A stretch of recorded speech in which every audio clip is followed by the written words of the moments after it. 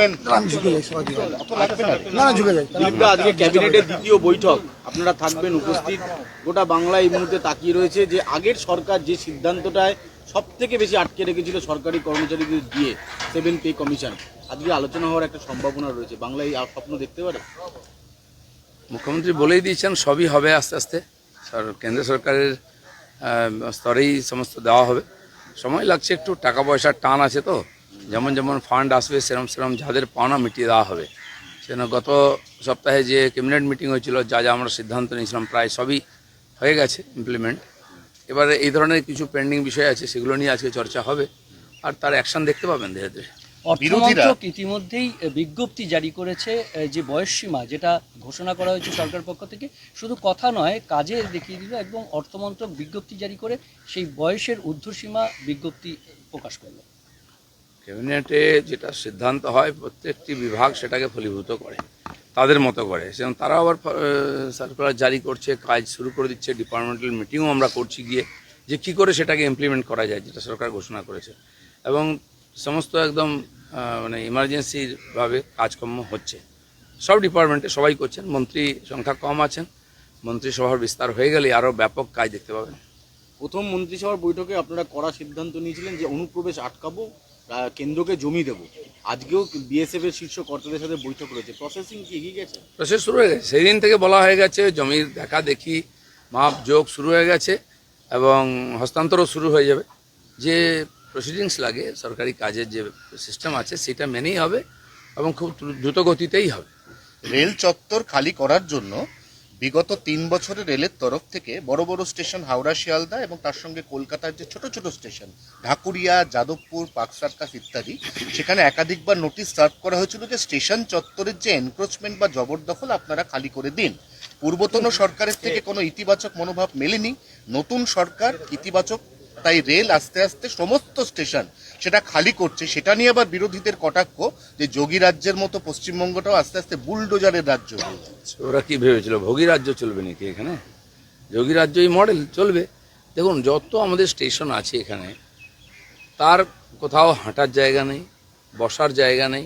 কোনো বয়স্ক মানুষ এসে গেলে একটু বসবে, বেঞ্চগুলোও খালি থাকে না, সেখানেও দোকান লেগে গেছে। মহিলারা, বাচ্চারা দাঁড়িয়ে থাকেন, ট্রেন দেরি হলে খুব অসুবিধা হয়। বৃষ্টি হলে শেডের মধ্যে যেতে পারেন না, সেখানে দোকান লেগে গেছে। হঠাৎ ট্রেন থেকে নামলো, এক গাদা লোক, হাঁটার জায়গা নেই, ট্রেন একটু ঢুকে গেছে, ছুটে গিয়ে আমরা ট্রেন ধরি, 5 জনের সঙ্গে ধাক্কা লাগবে, এইটুকু সরু রাস্তা আছে, সব জায়গায় দোকান। তো যে যেখানে পাচ্ছে বসে পড়ছে, ওখানে খাচ্ছে দাচ্ছে, ঘুমোচ্ছে, নোংরা করছে, কোনো প্রতিবিধান হয় না। যেখানে আরপিএফ করতে পারবে পরিষ্কার করবে, না হলে পুলিশ তাকে সাহায্য করবে। আর এবং সব জায়গায় রেলের জায়গা পুনরুদ্ধার করে সাধারণ মানুষের যাতায়াতের জন্য সুবিধা হবে। গতকাল আপনি নিশ্চয়ই দেখেছেন যে কিভাবে তাণ্ডব চলেছে বাক্সার, আসানসোল, এই সমস্ত জায়গায়। আপনারা কি চাইছেন, মানে যারা তাণ্ডব করছে? দেখুন, যারা এই ধরনের অবৈধ এনক্রোচমেন্ট করেছিল, রাজনৈতিক লাভ নিয়েছিল, তারা কিছু মানুষকে এই কাজে বাধা দেওয়ার জন্য এগিয়ে দিচ্ছে। আমি বলে দিচ্ছি কোনো লাভ হবে না। এখানে শুরু হয়েছিল, কিশোর বাহিনী রাস্তা অবরোধ করে বলেছিল রাজাবাজারে নামাজ পড়বো, কিন্তু পুলিশ যেই কথা বললো তারা গিয়ে আবার মসজিদের মধ্যে নামাজ পড়েছেন। তো ধার্মিক আবেগকে কাজে লাগিয়ে আর প্রশাসনকে অসুবিধায় ফেলার যে চক্রান্ত, এটা থেকে বিরত থাকুন যারা করছেন। নাহলে কি হচ্ছে, হাতটা ওই অবধি যাবে না, আরো অনেক দূর অবধি চলে যাবে। প্রথমে রাজাবাজার, তারপরে পার্ক সার্কাস। পুলিশ দেখিয়ে দিল যে পুলিশকে যদি ফ্রি হ্যান্ড দেওয়া হয় তাহলে পুলিশ অতি অনায়াসেই আইন শৃঙ্খলাকে নিজের কন্ট্রোলে আনতে পারে, যেটা এতদিন পর্যন্ত করতে দেওয়া হয়নি। কালকে পার্ক সার্কাসে প্রথম পুলিশকে লক্ষ্য করে স্টোন পেল্টিং হলো, ইট বৃষ্টি। তারপর 8 ঘন্টার মধ্যে পুলিশ এমন পাল্টা অ্যাকশন শুরু করলো যে সুরসুর করে যে যার মতো বাড়ি ঢুকে গেল। হ্যাঁ, এটা তো আমরা একদিন ভিডিও দেখতাম, কাশ্মীরে হয়েছে, স্টোন পেন্টিং হতো, তারপরে পুলিশের অ্যাকশন। উত্তরপ্রদেশে দেখেছি, পুলিশ গিয়েছিল উদ্ধার করতে, তার উপরে অ্যাটাক হয়েছিল, গুলিও চলেছে, তারপরে পুলিশ কি করেছে।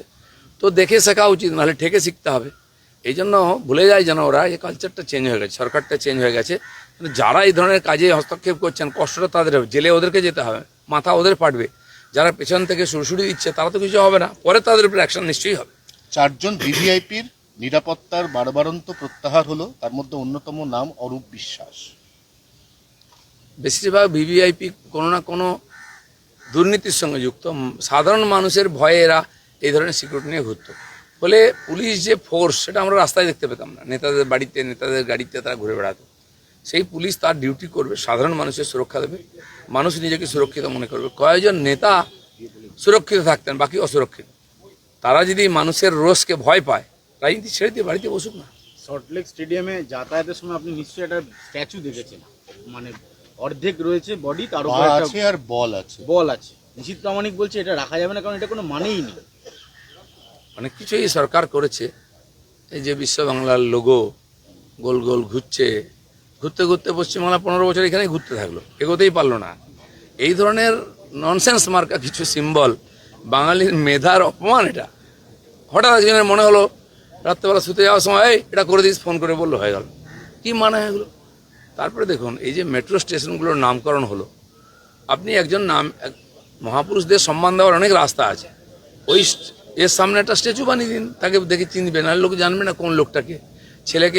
ছেলে বাবাকে জিজ্ঞেস করবে, বাবা এই টেকো লোকটাকে, এই বুড়ো লোকটাকে।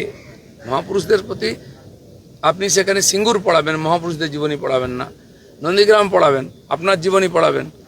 আর নেতাজি সুভাষ রবীন্দ্রনাথের সঙ্গে মুখ্যমন্ত্রী ছবি দেবেন, আর ওখানে হলেতে আমাদের মহাজাতি সদনে কয়েকজনকেই চিনবে, আর কেউ নয়। তো যেখানে স্থানের নামে আমরা স্টেশন দেখি, আমি দেখেছি মেদিনীপুরেতে 3টে গ্রামের নাম দিয়ে একটা স্টেশন হয়েছে। তো এটা তো বড় হয়েছে নাম, কিন্তু লোকে জানবে এই 3টে গ্রামে যাওয়া যায় এখানে নেমে। আপনি নাম দিলেন, সব জায়গায় রাজনীতিক লাভ নেবেন, মানুষ কনফিউজ হয়ে যাচ্ছে কোথায় নামবেন। আমার মনে হয় উনি নিজেও কনফিউজ থাকেন যে কোন স্টেশনটা কোথায়।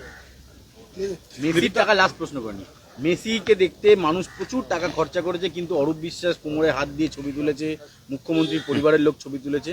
আপনাদের সরকার এবার সিদ্ধান্ত নিয়েছে যে সব টাকা মানুষকে ফেরত দেওয়ার প্রক্রিয়া। মেসিকেও নির্বাচনের কাজে লাগানো হয়েছে, নির্বাচন প্রচারে আনা হয়েছিল, ঝান্ডা ধরানোর চেষ্টা হয়েছিল, মামাটি মানুষের বেঁচে গেছে লোকটা, শেষ পর্যন্ত বুঝতে পেরেছে।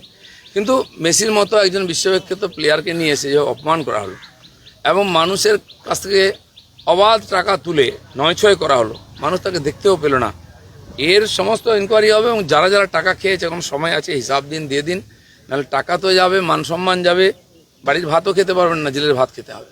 ঠিক আছে, আপনি আজকে পঞ্চায়েত মন্ত্রী, এই পঞ্চায়েত দপ্তর নিয়ে বারবার বিভিন্ন অভিযোগ উঠেছে, একেবারে ঘুঘুর ভাষা হয়ে গেছিল বলে অভিযোগ ছিল। সেই ঘুঘুর ভাষা ভাঙা সম্ভব? অভিযোগ তো আছেই এখনও, আমরাও জানি। সেই সমস্ত প্রশ্নের উত্তর খোঁজা হচ্ছে। ডিপার্টমেন্টে কয়েকবার বৈঠক করেছি, আজকেও আমি বৈঠক করছি বিভিন্ন বিষয় নিয়ে, সেগুলো চলতেই থাকবে। বেশ কিছু পরিবর্তন হতে থাকবে। আর কর্মচারী খুবই কম, ফলে কোনো প্রকল্প চালু করতে গেলে, ফান্ড এসে গেলে সেটা এক্সিকিউট করার মতোই কর্মচারী নাই। আমি মাননীয় মুখ্যমন্ত্রীকে বলবো যে রিক্রুটমেন্ট হোক পঞ্চায়েতে, কারণ পশ্চিমবাংলার বেশিরভাগ মানুষ পঞ্চায়েতের থেকেই পরিষেবা পান, আর যত ভাতা ইত্যাদি সব পঞ্চায়েত দেয়। তো কয়েকজন কর্মচারী যদি এত কাজ করতে চান, তাহলে পঞ্চায়েতের মূল যে ডেভেলপমেন্টের কাজ সেটা হবে না। সেখানে কেন্দ্র সরকারের প্রকল্প আটকে দেওয়া হচ্ছে, এই করা হচ্ছে। এটা করতে সময় লাগবে, কিন্তু খুব তাড়াতাড়ি কাজ আমাদের চলছে। আজ থেকে সব স্কুলে ম্যান্ডেটরি বন্দে মাতরম। এটা তো হওয়া উচিত ছিল আগে। যেখানে বন্দে মাতরম লেখা হয়েছে, গাওয়া হয়েছে, বন্দে মাতরম বলে গুলি খেয়েছে, ফাঁসিতে গেছে আমাদের আর বিপ্লবীরা, তো ঋষি বঙ্কিমকে আমরা এই জন্য শ্রদ্ধা করি, এটা তার বড় অবদান।